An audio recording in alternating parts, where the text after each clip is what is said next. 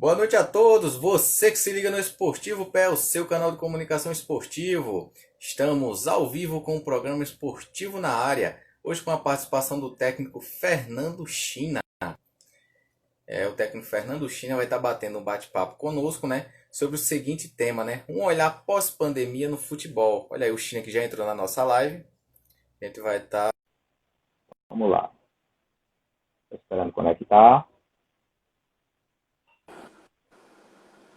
Boa noite, Fernando. Estamos ao vivo no programa Esportivo na Área, cara. De antemão, já agradecer, né, por aceitar, né, participar do programa conosco. E espero aí que a gente possa ter um bate-papo bastante produtivo, né, cara? Boa noite, Gabriel. Eu que te agradeço aí o convite. A gente está podendo trocar essa ideia aí, falar das perspectivas aí nesse momento de retomada, né, do futebol aí de Pernambuco e do Brasil, né? Vários estaduais aí voltando. Verdade, cara. Só dar uma olhada aqui no nosso roteiro para a gente estar iniciando. Nesse primeiro momento, né, para a gente iniciar esse debate, né, com essa pandemia, todos os clubes, né, sofreram impacto financeiro, como a gente sabe, né? Mas eu queria destacar os clubes grandes, né, que era para ter uma certa estabilidade financeira, o que não vem tendo, né? O que não vem acontecendo em alguns clubes de maior expressão, né? E, de repente, alguns ainda estão, né, em situações piores do que clubes, né, que a gente pode dizer um pouco menores, né? Se a gente for falar da Série A, clubes como Ceará, Fortaleza, Atlético Paranaense e Bahia, são clubes que estão tomando, né, aos poucos, lugares de clubes grandes, né? Como Vasco, Botafogo, que estão aí, né? Fluminense, está aí na pré-falência. Né, sim. Então, né, numa situação pré-falimentar, ou seja, quase falindo, como eu já falei. A gente observa que essa parada tirou muito, né, lençol de time que vinha empurrando com a barriga, né, sem que ninguém soubesse a situação financeira. Então, o que é que eu venho te perguntar? Você, né, que é treinador de futebol, conhece bem aí dentro dos clubes, né, sobre o que eu falei aqui. Os times de futebol hoje no Brasil ainda escondem bastante a sua realidade financeira? Bom, eu acho que assim, não é segredo que alguns clubes vão trocando, né, 6 por meia dúzia, empurrando dívida, recebendo cotas, antecipando cotas. E isso, de uma certa forma, quando a roda para de girar, eu falo assim, a roda é quando você interrompe um campeonato e a gente fica aí 90 dias.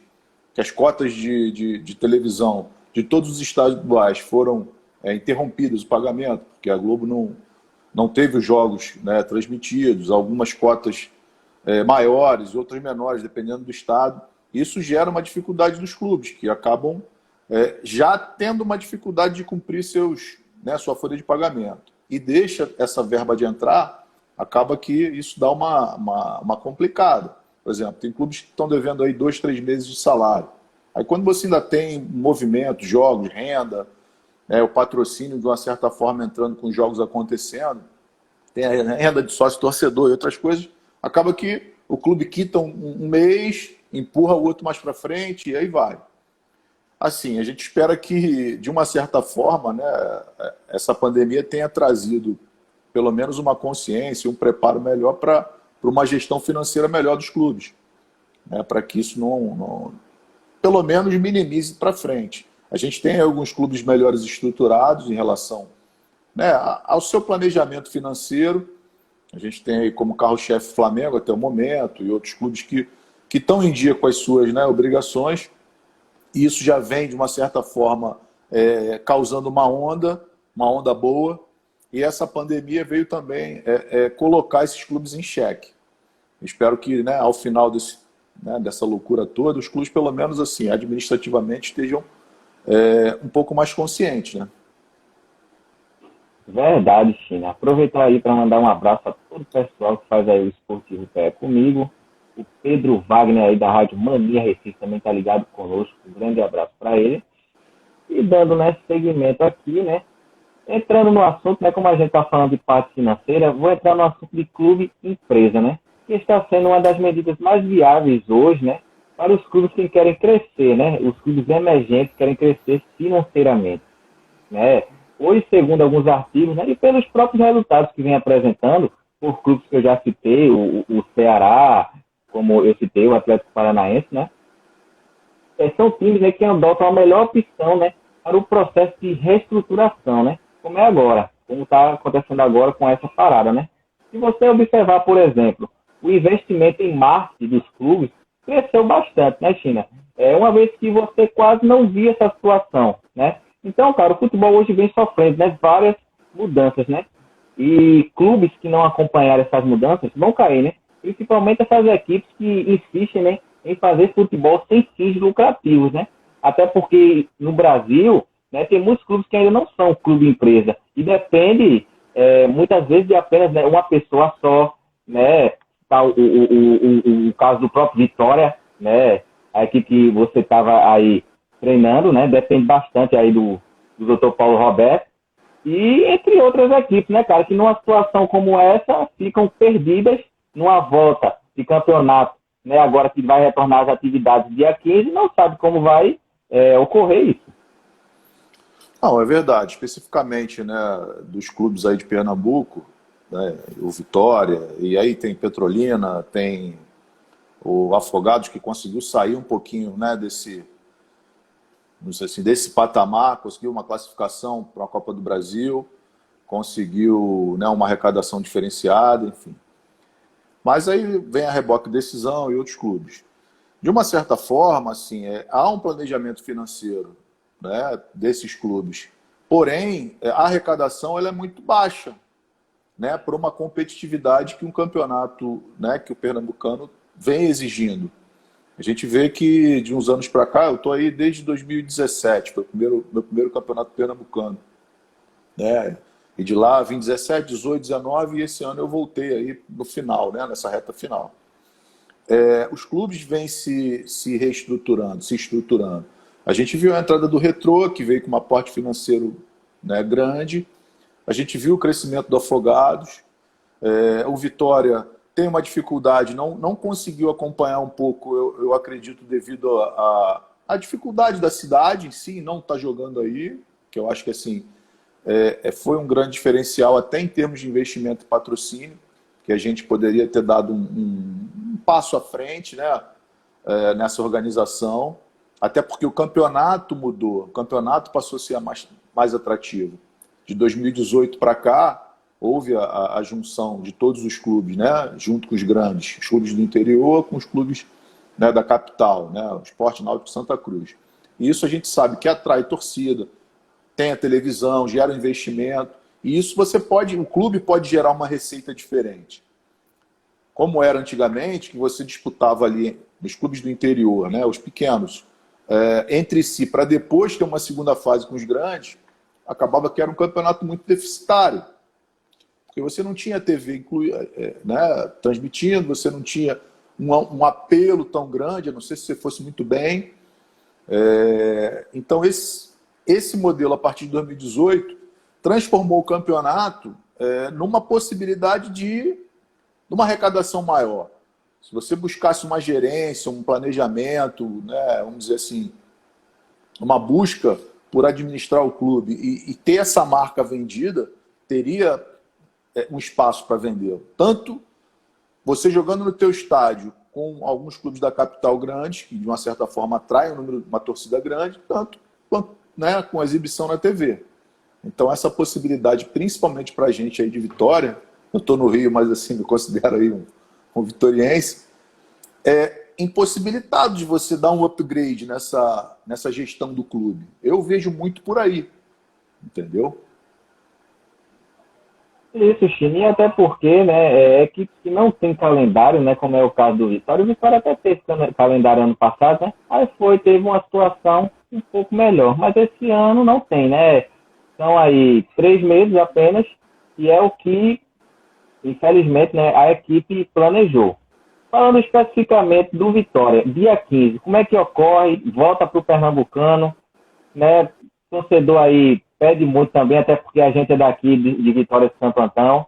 Aí, né, o doutor Paulo Roberto também falou algumas coisas pra gente, e aí tá naquela incerteza, né? Sim, houve uma determinação agora da federação para que sejam liberados os treinos a partir do dia 15. A data prevista, data certa do retorno dos jogos ainda não está definida, ainda vai ser definida numa próxima reunião. Mas os clubes, né, de menor investimento realmente estão com muita dificuldade. Porque o Vitória, por exemplo, teve contrato, como outros, Decisão, Petrolina, tiveram o contrato de todos os jogadores encerrados, que era até abril. Né? E cada um na sua cidade foi, enfim, cada um seguiu o seu caminho, principalmente por conta desse momento que a gente vive. E daí, essa indefinição de retorno para treino e sem uma indefinição, sem uma definição para uma data para começar e terminar o campeonato, realmente é custoso para o clube. A gente sabe que alguns vão ter que passagem de volta, remontar um time, e esses clubes né, que tinham uma programação para 4 meses, hoje se vê numa situação complicada de ter que se reprogramar, de onde vai sair essa grana, se a federação vai ajudar, se não vai. Enfim, teve um planejamento X que, na verdade, mudou no meio do caminho, e essa eu acho que é a maior dificuldade, né? De poder retornar com um horizonte ali do que se combinar vai se poder cumprir. Eu acho que essa é a dificuldade maior, até por isso que o nosso presidente lá ainda está meio assim, tentando visualizar esse horizonte para poder seguir. Fato, China. Agora, eu não sei se você viu, né, ou acompanhou hoje, o presidente deu aí uma nota e ele prevê, né, a primeira rodada, ou melhor, o que falta, a partir do dia 28 de junho. Então, serão, né, pelas contas, dia 15, 28, serão aí por volta de 13 dias. Você acha que é possível, né, você principalmente, né, que nem é daqui de Vitória, né, você vai votar, os jogadores também, né, muitos não são, vai votar. É possível fazer uma equipe, né, jogar futebol em 13 dias, depois de 3 meses, né, sem contato com bola? Eu acho muito difícil. Eu acho muito difícil. Até porque você tem quase 90 dias de inatividade dos atletas. De todos os atletas. Você tem, lógico, um treino remoto, alguns clubes com mais estrutura, direcionaram treinos físicos, um tipo de treino para manutenção física ali, ou intermediário, que a gente sabe que, logicamente, não é a mesma coisa de um treino de campo, num treino, né, em grupos. E isso é muito ruim. Os clubes como o nosso, que os jogadores encerraram o contrato, nós não tínhamos como manter um treino remoto, pelo menos para manter, vamos dizer assim, um nível de 50% da aptidão física dos atletas. Porque os contratos foram encerrados. A gente não sabia a gente não sabe, na verdade, se esse grupo que terminou é o 80%, 50%, 60% vai retornar. Ninguém sabe, na verdade. A não ser os clubes que tinham um calendário maior, com os contratos, né, de anuais, enfim. Então, fica difícil você se programar. Esse tempo de 13 dias, a federação fala em dia 28 ou dia 5. Aí dá um pouco mais, dá aí, sei lá, mais uns 20 dias, enfim. Mesmo assim, para uma inatividade de 90 dias, eu acho que é muito arriscado para a questão de lesão dos atletas. A FIFA baixou uma determinação em que os campeonatos que os jogos, e alguns campeonatos, dependendo da cidade, possam ter até 5 substituições, né, desde que pare o jogo por no máximo 3 vezes.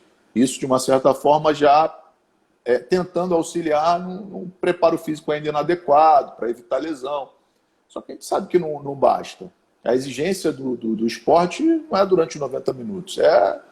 Quando começa o jogo, você já tem uma exigência física muito grande. Né? O atleta não precisa ficar ali 50 minutos e o outro mais 40 minutos. A exigência física ela é muito grande desde o início, porque o futebol é um esporte de intensidade. Então, particularmente, eu acho que esse tempo ele é muito pequeno. Eu sei que precisa ter uma adaptação ao calendário, precisa ter sacrifício, mas o atleta, que é o principal né, artista do espetáculo, ele tem que ser preservado ao máximo. Né? Se ainda fosse uma situação de que os atletas estavam em atividade em outros clubes, acho que em um tempo de 15 dias, 20 dias, você consegue dar um padrão, dar um entrosamento, definir uma situação, né, de uma forma de jogar, de um modelo de jogo que você, né, se identifique. Agora, com essa inatividade de 90 dias, eu acho que é muito curto. Eu acho que é pouco. E se a gente for observar, clubes grandes, né, da capital, Santa Cruz, Náutico, os próprios presidentes, né, deram seu posicionamento e por eles, né, voltava só, né, teria no caso um mês de preparação para aí sim pensar em jogo de fato. Aí você pega, pronto, né, o Vitória, o Petrolino, Decisão, que não tem mais contrato, os jogadores não estão recebendo, né, aquele apoio remoto, né, aquele apoio que as equipes da capital vêm oferecendo. Se você vê a própria equipe do esporte, tem um próprio aplicativo aí, que até quando o atleta acorda, né, ele vai lá, dormiu quantas horas? Né? Uma coisa totalmente diferente. Aí você vai pegar um atleta, né, que não teve esse apoio, estava aí treinando por conta própria, né, sem saber se estava fazendo o certo, porque muitos aí, né, aqui, principalmente aqui de Vitória, vem fazendo isso para quando voltar o campeonato, né, conseguir retornar a equipe do Vitória. Então, né, até falando de desproporcionalidade, né, vai ser um campeonato que vai voltar, onde as equipes da capital vão voltar, sem dúvida, mais preparadas, e que as equipes do interior já não estavam numa situação muito boa. Aí, com isso, fica difícil, né? Tem que fazer milagre, né? Você vai ter que fazer um milagre, que é o que você vem fazendo aí, né? Já salvou o Vitória, acredito que 2 rebaixamentos, não é isso? O ano passado, na verdade, em 18, a gente voltando um pouquinho no nosso papo ali, 18 a gente teve, né, uma estrutura melhor, porque teve um atleta que foi negociado e aí teve um aporte financeiro melhor. Então a gente conseguiu fazer um campeonato bem organizado, bem estruturado, visto que a gente conseguiu chegar, né, e classificar para a Copa do Brasil, ou para o Brasileiro da Série D, perdão. E uma das melhores campanhas aí que o Vitória fez em alguns anos.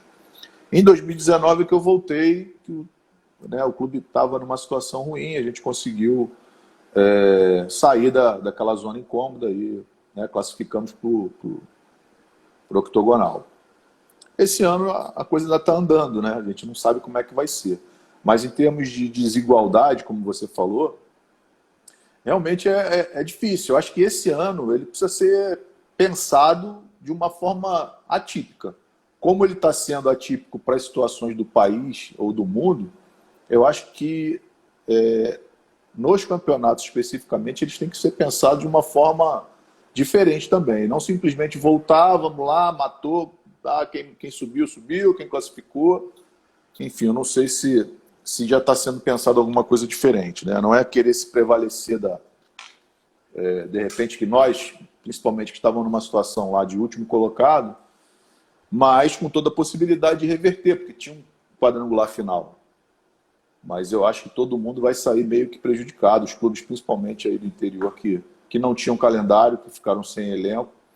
Realmente está uma situação complicada para retomar aí de uma forma razoável. Verdade, cara, né? Aí eu entro, né, na questão do mercado da bola, fugindo um pouco do Vitória, né? Onde o preço dos atletas, né, caiu muito, né, com essa pandemia, né? Aí vem um lado bom, né, para equipes, né, de menor expressão financeiramente, que vão poder contar com atletas, né, digamos assim, de peso por um valor extremamente baixo, né?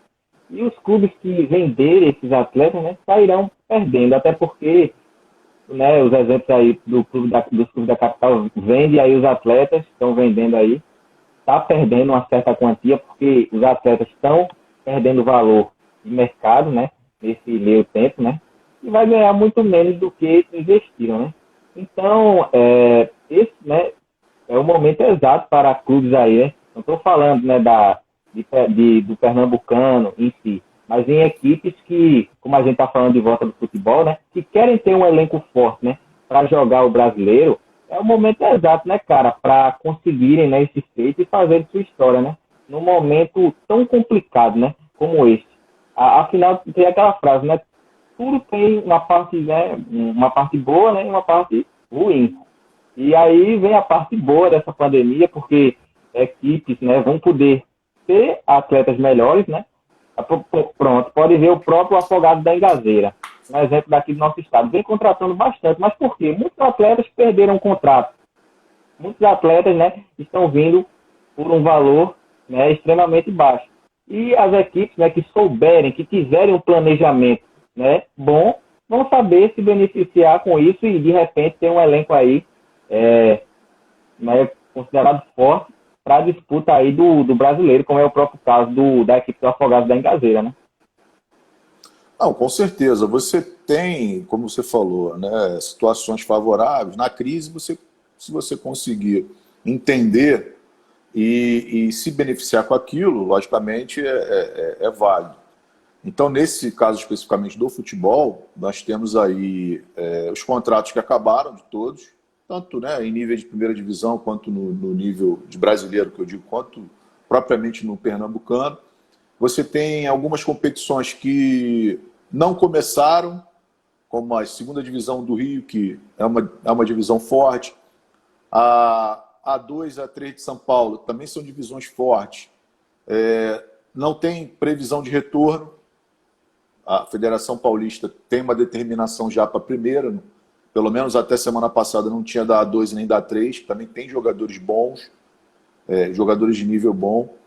E assim, quem está ligado no mercado, seja nessa crise ou fora da crise, numa época normal do futebol, sempre sai na frente. Quem está observando na questão contratual, que aquele jogador tá para vencer o contrato, tem um jogador que, de repente, atende aquela demanda e está lá no interior do Paraná, de São Paulo, do Rio Grande do Sul. Se você tem essa análise de mercado, pelo menos um monitoramento de atletas, você sai na frente. A questão contratual, às vezes os clubes estão se desfazendo por um preço menor porque realmente estão necessitados de cumprir o básico. O governo acenou aí com a possibilidade de 3 meses de demitir funcionário e tal, como acho que o Sport chegou a fazer, outros clubes. Ou reduzir salário, mas agora tem que retornar. Então precisa fazer caixa. E acaba, como você falou, gera uma oportunidade para aqueles clubes que têm um poder aquisitivo melhor, estão mais estruturados a buscar. Agora, num paralelo até para o Vitória, para o Petrolina, pode ter a possibilidade de alguns atletas não terem calendário aí durante esse mês, ou esses 45 dias, que provavelmente vai durar, 2 meses no máximo, entre treinamento e jogo. Pode-se montar um time bastante interessante, porque provavelmente alguns jogadores vão estar aí sem uma possibilidade de retorno imediato.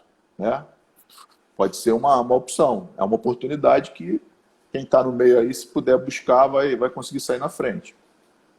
Verdade, né? Pode ser até uma oportunidade aí, como você falou, o próprio Vitória, né? Pode pegar jogadores que estão sem contrato, por valor, né, nulo, vai ser de graça, e colocar esses caras para jogar, para quem sabe, eles se destacam, né? E conseguem um contrato no segundo semestre. Eu estive aqui com um atleta, acredito, do Salgueiro, e ele falou o seguinte, não, na verdade não foi do Salgueiro, foi do Decisão, que ele escolheu jogar 3 meses, né, para ter um calendário para o ano todo. Se eu não me engano, foi até o Felipe Almeida, né, da equipe que estava no Vitória ano passado, né, e ele conseguiu, de fato, se destacar na equipe do Decisão Bonito. Foi um aí dos melhores atletas que teve aí, e ele com certeza vai ter aí um contrato no segundo semestre. E também, né, vários atletas, né, não só o Felipe, como, né, outros aí, escolhem, vou entrar numa equipe, né, que não tem tantos jogadores de peso, pronto, o próprio Vitória tem jogadores bons, claro, mas não tem, né, um certo nome. Aí o cara chega lá, consegue um destaque, de repente consegue entrar aí, brasileiro Série B, né, de repente até uma Série C, tudo vale de se destacar, né, o próprio Bruninho Petrolina, prontamente estive aqui com ele, destacou bastante na equipe do Petrolina.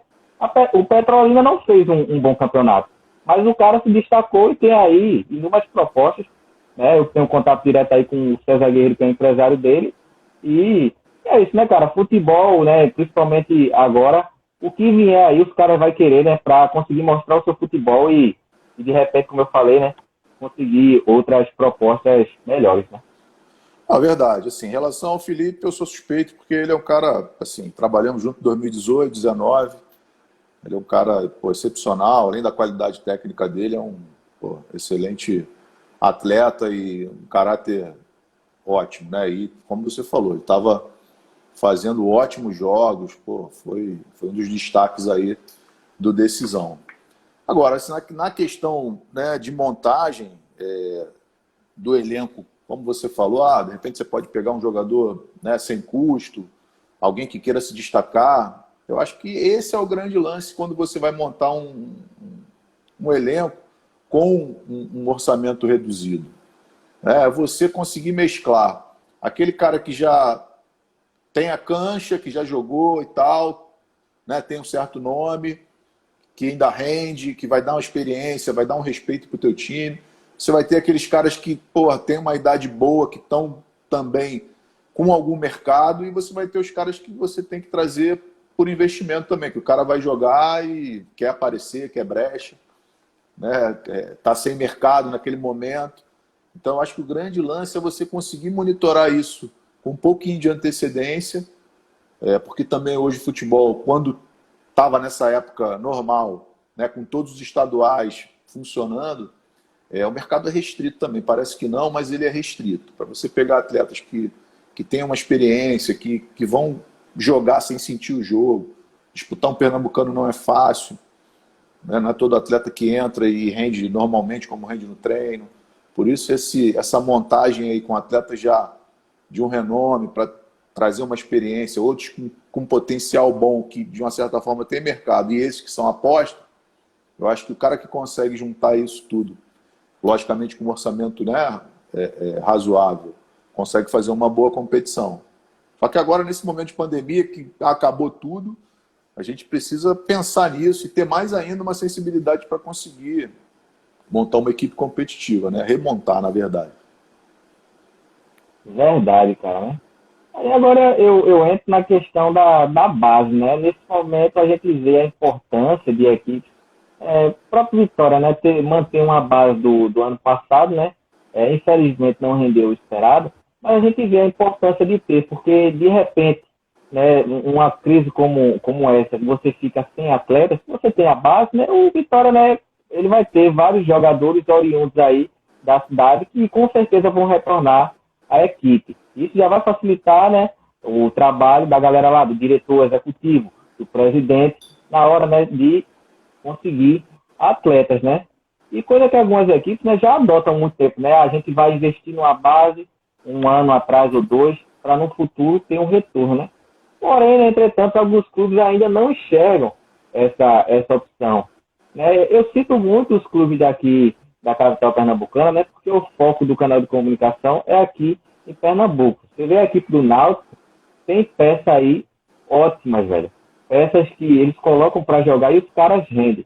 Aí você pega o Santa Cruz esse ano, inclusive, conseguiu render aí 4 peças de destaque, Felipe Almeida, Felipe Cabeleira, Maicon Cleito, entre outros.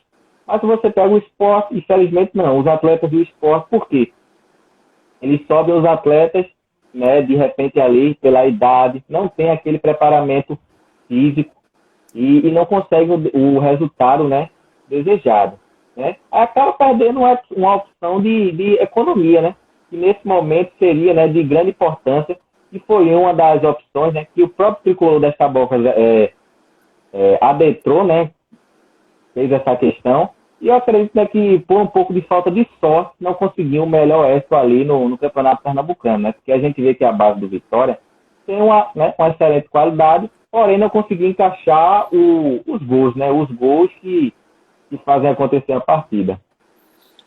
Não, realmente, eu acho que a base ela é um investimento do clube, né? Não é um gasto, não é simplesmente um fornecer jogadores para a equipe profissional. Acho que é tudo, na verdade. Tanto financeiramente, para o clube ter uma possibilidade de ter um retorno financeiro, tanto quanto você ter atletas fornecidos, né, para dar suporte na equipe profissional. Como você falou, a equipe do Vitória, né, formada por uma base de jogadores oriundos do sub-20, realmente os garotos são muito bons. Só que a base ela demanda um pouquinho de tempo, demanda um pouquinho de amadurecimento, porque o jogo do profissional ele tem uma demanda diferente do sub-20. Né? E as coisas têm que ser feitas de uma certa forma com um pouco mais de cautela.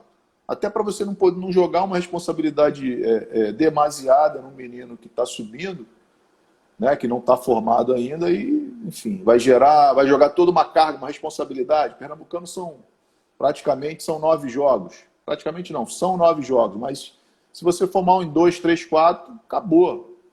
Você já consegue entrar numa espiral psicológica que você dificilmente reage. Um cara mais experiente, de repente, consegue segurar um pouquinho mais a onda e tal, e já passou uma adversidade. O garoto da base, a não ser que seja assim um fora de série, consegue reagir à pressão e tal. Mas, assim, em termos de qualidade, realmente é uma qualidade muito boa. Só acho que o Vitória tinha que olhar um pouquinho mais para essa base, dar tempo para ela amadurecer, não especificamente esses que estavam comigo lá, esses também, mas se porventura, né, outras gerações, dar rodagem, entrarem os meninos não com aquela responsabilidade de ter que resolver, mas entrando no jogo aos poucos para mostrar sua qualidade sem aquela responsabilidade de ter que fazer, ter que resolver.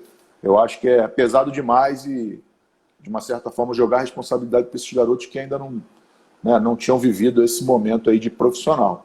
Mas eu vejo que o grupo tem bastante futuro, mas precisa de jogo, precisa de rodagem. Não tem jeito. Futebol precisa viver, enfrentar, passar dificuldade, ter decepção, ter vitória. Isso tudo faz parte da formação aí do atleta, né? Nessa saída da base para o profissional. Com certeza, China. E aí vem, né, a necessidade do revezamento, né, e a adaptação do atleta.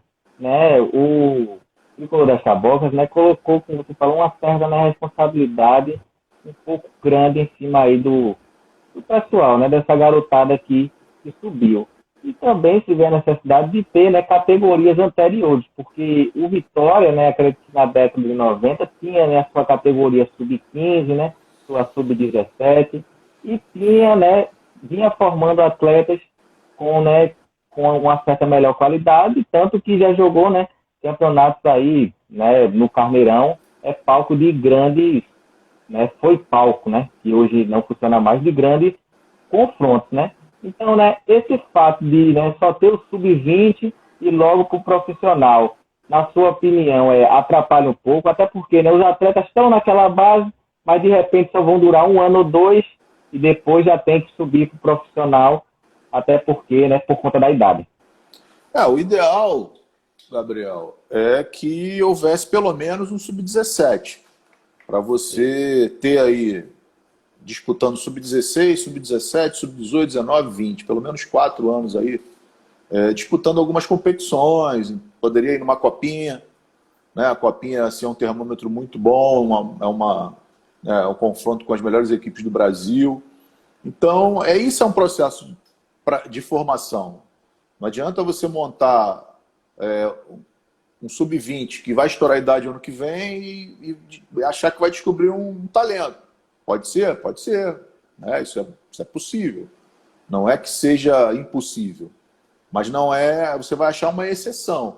Desde o momento que você vem formando um grupo, vem trabalhando, vem dando experiência, a probabilidade de você ter um atleta que se desponte, até o teu erro mesmo, vai minimizar em lançar esse menino. Agora, tudo tem que ser aos poucos. Agora, assim, a gente sabe das dificuldades, né, que o clube tem de manter uma estrutura de base. Infelizmente, não dá para ser o ideal. Mas, enfim, às vezes a gente precisa abrir mão de atletas novos e botar na fogueira mesmo, né? São situações diferentes de clubes que investem um pouco mais na base, tem um pouquinho mais de estrutura para conseguir formar esses atletas desde mais novos.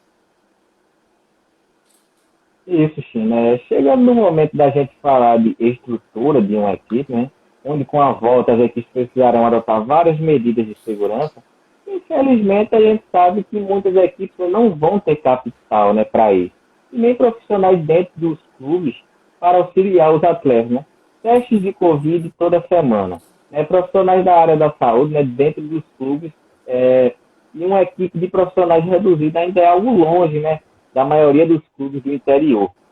Primeiro porque muitas equipes, né, só têm um essencial para, né, poder disputar o campeonato. É o obrigatório que a federação pede. E segundo, né, que muitas equipes também, nada disso é barato, né? Se a gente for observar e nada disso é barato, tem que ter, como a gente já falou no início da nossa conversa, um ótimo planejamento para estar fazendo isso, né? E muitas equipes, a maioria do interior, não tem nem CT, né? Quanto a profissionais especializados, são coisas que praticamente impossíveis para as equipes do interior, né, conseguir sustentá-los. Então, que muitas equipes, né, nunca estiveram preparadas para o que mostra, né, que muitas equipes nunca estiveram preparadas para uma crise como esta. Os próprios testes de Covid, a federação só vai disponibilizar 30. Mas e o resto? Como é que essas equipes vão conseguir? Assim, vamos lá, por parte, né? Primeiro, o protocolo foi definido na questão do retorno, que no Rio, manter os atletas em grupos pequenos, enfim. Mas vamos dizer aí, né, em relação a Pernambuco. Primeiro, a quantidade de testes, 30, é muito pouca, porque você tem aí, vamos dizer que um grupo hoje reduzido de 23 atletas.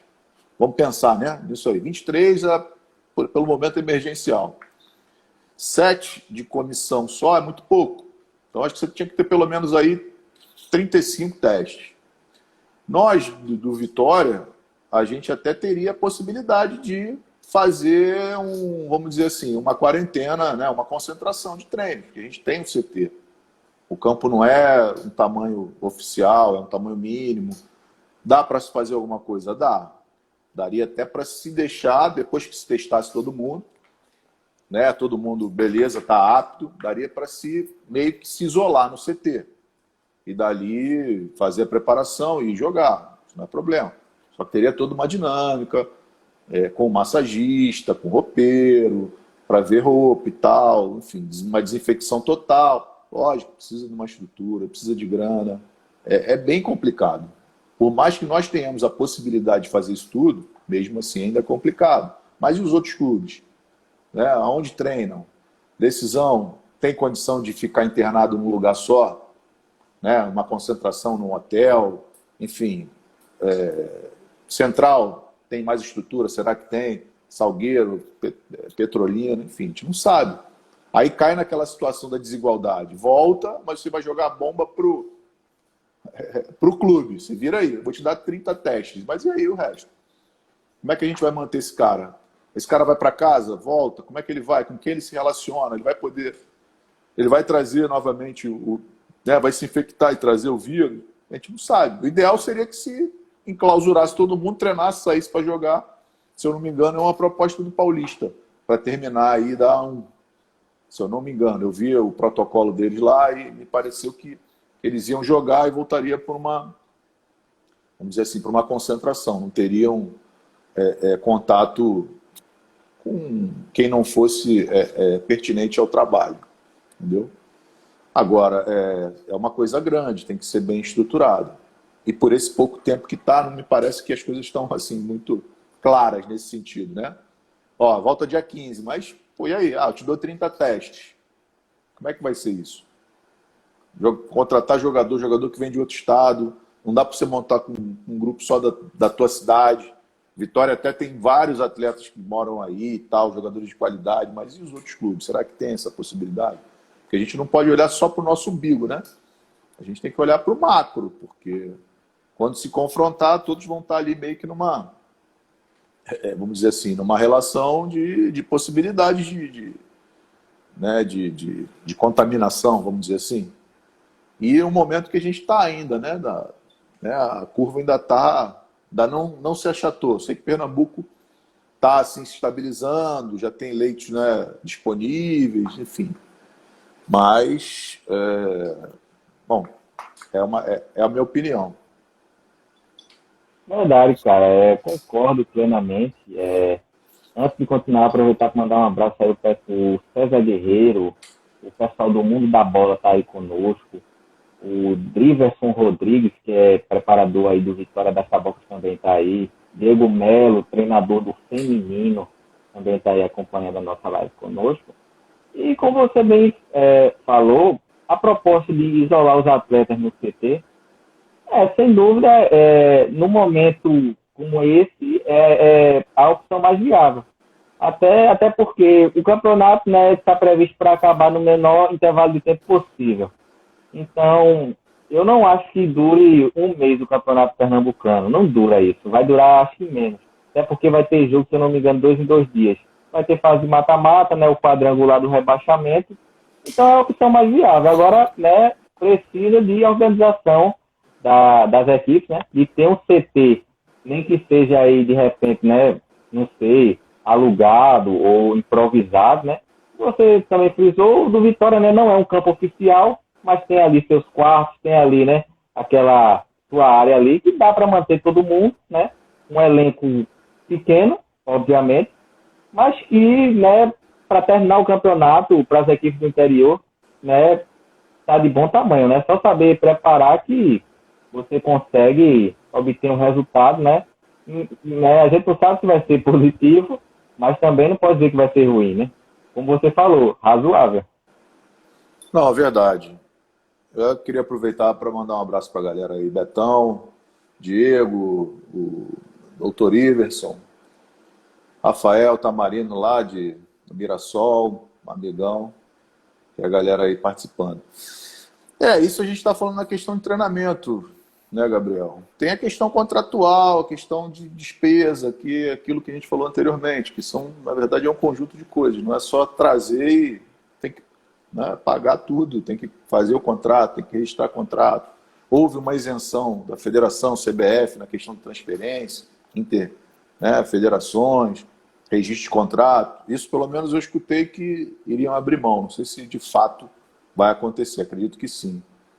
Mas a questão realmente de arcar com compromisso com os atletas, né? De pagamento, enfim, tudo isso aí, que também é um agravante para esses clubes menores. Não é simplesmente o fato de você fazer essa logística, que já é complicada, mas também tem a outra parte de cumprir com a parte, né, de pagamento, salários, enfim. Tudo é custo, né? A gente sabe.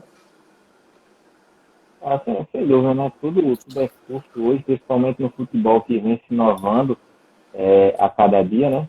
E, né, com 40 minutos aí de programa, eu entro na questão de torcida, né? Onde a gente sabe que não vai estar presente nos estádios. Apesar que o tricolor desta boca, né, tinha tendo um número pouco, até porque é na Arena de Pernambuco, né? Mas querendo ou não, aquela renda mínima ali já ajudava de alguma forma, de repente ali até pagar, né, algum funcionário, o que agora nem isso, né, vai ter, né? Pois praticamente, né, né, os times, né, tem, na verdade, todos os campos serão neutros, né? Vai ser neutro, não vai ter a questão da torcida, né? E uma solução, né, na minha visão e o de muitos aí, seria o ingresso virtual, porque as pessoas estão pagando, né, você com certeza deve ter tomado conhecimento, para ver jogos históricos. Né? O clube faz a sua campanha e transmite lá para ver jogos históricos. Se você paga para ver um jogo antigo, e claro, muitas vezes você não teve a oportunidade de assistir quando aconteceu, né, no ano de fato, mas você teve a oportunidade de assistir agora. Por que você não pode pagar para assistir um jogo ao vivo? Essa seria a solução também, né, cara, para ajudar essas equipes. Eu acredito que por um preço de um ingresso razoável, muita gente chegaria junto. Né? Até aqui mesmo de Vitória, dependendo do preço do ingresso, a galera pagaria sim, né? Arrumava um jeito de transmitir pelas plataformas virtuais, que é o que está acontecendo aí pelos clubes, e o pessoal acredito que chegaria junto. Eu acho que é uma possibilidade, né? São várias questões envolvidas, né? Tem a questão contratual da direito de transmissão da Globo, que lógico, entre pequenos ela não transmite, mas teria que ver se há a possibilidade de fazer via Facebook, enfim, ou uma outra plataforma. E a questão dos ingressos, né, virtuais, eu acho que isso passa por um planejamento de marketing, de divulgação. Isso pode ser feito não só nesse momento de crise, mas em qualquer um. Que você estimule uma questão de sócio-torcedor, né, ingressos virtuais, como você falou, para ajudar o clube. Enfim, tem N campanhas aí que você pode fazer para angariar recursos. Enfim, não é minha especialidade o marketing, né? Mas eu acredito muito que um departamento bem estruturado de marketing ajuda demais aí na questão de auxílio nessa arrecadação e numa receita de um clube, que pode ajudar. Hoje, com as redes sociais, com as mídias sociais, é uma ferramenta fenomenal que a gente pode usar, né? Né? Até porque o mundo hoje está cada dia mais digital, né? Por isso que eu falei no início desse programa que os clubes vêm investindo bastante em marketing, né? E até clubes de menor expressão poderiam adquirir esse método, porque a gente sabe que não é, né? Marketing não é tão caro como os caras pensam, né? O pessoal um pouco atrasado pensa, marketing é caro. Não, não é. Tem empresas aí que fazem por um preço até legal. E questão de substituição, 5 substituições. Você acha que o elenco de um clube tem 5 atletas para entrar em um jogo, né, preparados, quando muitas vezes entra 3 e os caras não rendem nada? Aí varia muito do clube que você está, da possibilidade que você tem. Isso pode ser uma coisa boa e por outro lado, pode ser uma coisa também que gere uma desigualdade. Em clubes que têm um elenco, né, mais completo, tem a possibilidade de ter mais opções do que um clube que às vezes não tenha um elenco tão farto assim. Mas eu vejo de uma certa forma como positivo, porque eu acho que os clubes têm que se organizar e ter um elenco razoável. Você não pode ter 11 jogadores, 12 jogadores, 13. Tem que ter um elenco razoável, que seja uniforme, para você poder até também, dentro da gerência do jogo, ou melhor, do campeonato, você precisa ter caras que entrem, que deixem o titular desconfortável, que você tenha jogadores que entrem e consigam melhorar o ritmo da partida. Porque quando você troca, você sempre pensa em melhorar, não, né, em manter. Eu acho que, de uma certa forma, é bastante válido. Tem a situação ainda de, no máximo, 3 paradas. Você pode trocar ali 5, mas às vezes tem que fazer uma troca com 3 jogadores, 2 jogadores, né? 3 ou 2 paradas, não me recordo bem. Mas eu acho que é favorável. Por exemplo, em 2018 aí eu tive o último jogo nosso contra o Central, né? A gente ganhou de 1-0, era o chamado lá o duelo dos invictos, não sei se você lembra desse jogo. Os 2 únicos invictos do campeonato éramos nós, o Vitória e o Central. E aí foi chamado o duelo dos invictos, acho que era a 6ª ou 7ª rodada. 7ª rodada, se eu não me engano. E a gente ganhando de 1-0, tivemos o Léo Carioca, que fez o gol com o tornozelo, né, torcido, tomou uma pancada no tornozelo, Dida, goleiro, se machucou. E a gente terminou com praticamente menos 2 jogadores, porque não tinha mais como substituir. Então, se a gente tivesse a possibilidade de ter mais substituições, poderia ter trocado nesse jogo e passaria no final do jogo com uma equipe mais, vamos dizer assim, inteira. E aí acabou que o jogo foi sofrido demais por conta de ter essa impossibilidade. Então, assim, as 5 substituições, você pode olhar ela por uma ótica, né, boa ou desigualdade. Eu, particularmente, vejo como uma boa opção. Vai me obrigar a ter um elenco maior, com mais qualidade, e aí o treinador, dentro das necessidades do jogo ali, saber utilizar isso bem. Né? Porque eu, particularmente, não gosto de ter os 11 titulares, aqueles caras ali jogarem praticamente o tempo todo. Eu gosto de ter opções, gosto de dar oportunidade a todo mundo, até para você ter o máximo de pessoas do teu grupo ali se sentindo dentro, motivados, tentando achar o espaço. Eu acho que isso leva uma equipe, torna uma equipe mais forte. Você ter titular e ter reserva, acho que um se acomoda, o outro também. Você tem que estar gerando sempre competitividade dentro do grupo. Verdade, China, era isso que eu ia falar, né? Tudo depende do treinador saber usar, né? Porque tem treinador que é muito radical, né? A equipe tá perdendo, aí já vai, usa bastante substituição. Também não é assim, né, cara? Tem que ver o setor ali que tá carente, que não tá rendendo, pra tá, né, substituindo o atleta, pra até não fazer besteira, né? Algumas equipes aí substituem demais e acaba tirando um atleta que estava bem na partida e de repente, né, não é o não acontece o resultado desejado. Nesse último momento, né, para a gente finalizar a nossa conversa, a gente já vai se aproximando das 21h47, né? A live dura em torno de 1 hora, né? Uhum. Aqui no Instagram. Eu entro na questão de hábitos, né? De higienização dentro dos clubes, né? Vai mudar bastante, né, cara? Os aparelhos, né? Cada vez que um atleta usar vai ter que ser higienizado, né? O gramado, se eu não me engano, também vai ter que estar, né, tá passando aí por um processo de higienização, né? Porém, o futebol, né, a gente sabe que é contato físico o tempo todo. Então, algumas medidas de distanciamento social vão ser quebradas, né? Não vai ter aquela distância de 1 metro, de 1 metro ou dois, de um atleta ou outro. Os caras vão estar ali, né, sempre perto e, né, não vai ter como manter esse distanciamento social. Aí entra a questão que você falou, né, do atleta ficar ali concentrado no clube sem sair para, né, lugar algum, porque de repente se ele sai, no outro dia tem um contato, pega, não tem, né, nem distanciamento social, nem máscara, até porque o cara vai estar perto do outro ali, vai estar, né, num contato direto com seus companheiros de equipe. Não, é verdade. Eu acho que assim, até se também se descobrir uma vacina, todo mundo vai estar suscetível a, né, ter o vírus. Isso é fato. Eu acho que o momento atual em postergar ou não é o fato de estar sobrecarregado, né, a rede pública, a rede privada. Mas depois disso, eu acho que assim, principalmente, não é também chegar a um ponto de pô, não vai encostar. É a questão de uma higiene realmente.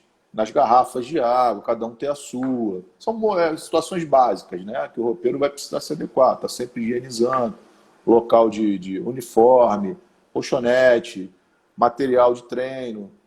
Isso não digo para agora, mas eu digo tem que ficar de herança para frente, né, pro futuro. Porque alguns são um pouco assim, não dão muita atenção.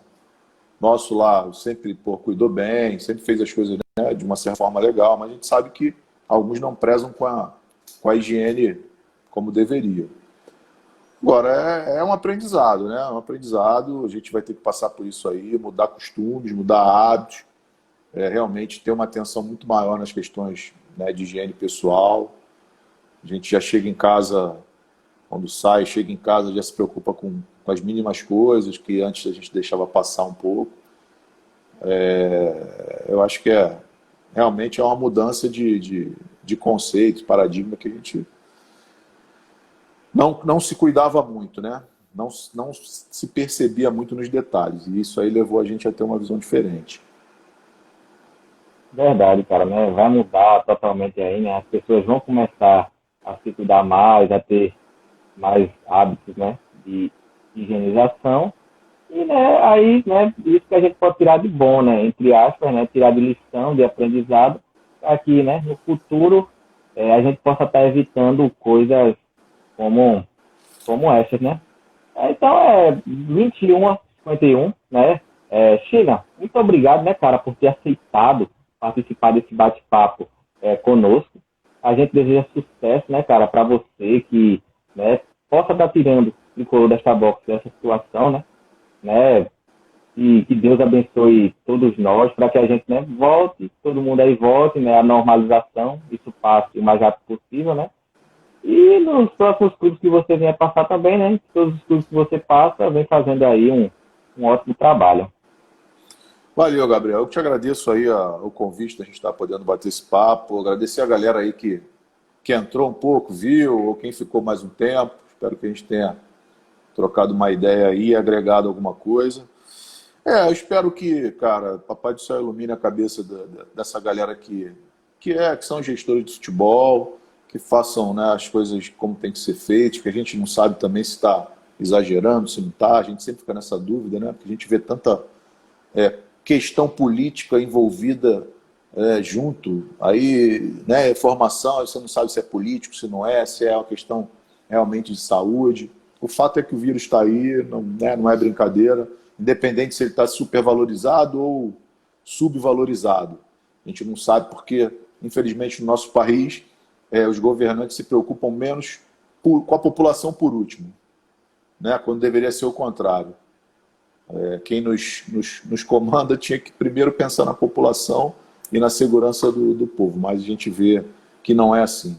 E o Rio de Janeiro aqui deu um exemplo claro, né, com a parte de governo aí totalmente, enfim. Mas isso é uma outra questão. Mas espero que as pessoas que cuidam do futebol aí de Pernambuco tenham assim, um melhor discernimento, que leve as coisas que a gente que já é uma classe tão sofrida aí, os atletas, né, tem o glamour daqueles atletas que são de primeira linha, mas atrás dessa galera tem muita gente que precisa de uma atenção, né, em termos estrutural, em termos de salário, em termos de garantia trabalhista, né, essa galera que percorre aí os times de menor investimento, são guerreiros e merecem ter pelo menos um cuidado nesse momento para não se prejudicarem mais do que já são prejudicados pela falta de uma remuneração adequada, pela falta de cumprimento do que lhe é garantido minimamente. Enfim, é o que eu espero aí e desejo que a gente retorne aí na maior segurança. Tá bom? Um abraço, meu amigo. Obrigado. Estou à disposição aí sempre. Um abraço, China. Estamos juntos, né? Espero ter você aqui em breve de novo para a gente estar batendo outro bate-papo como esse. Agradecer também a todos, né, que acompanharam a nossa live. O Fabinho Vitória aí também, grande atleta do Vitória, está aí conosco. O de Everson, né, o profissional aí da parte física do Vitória. Estamos juntos. E valeu, China, né? Até a próxima. E espero que todo mundo volte aí, como você falou, né, com segurança. E que Papai do Céu possa abençoar todos nós. Boa noite, cara. Valeu. Valeu, um abraço. Obrigado, Gabriel. Valeu. Tchau, rapaziada.